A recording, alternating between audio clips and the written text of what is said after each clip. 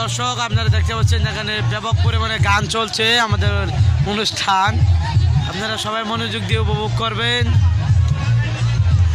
বাগিয়া ক্রীড়া প্রতিযোগিতা অনুষ্ঠান।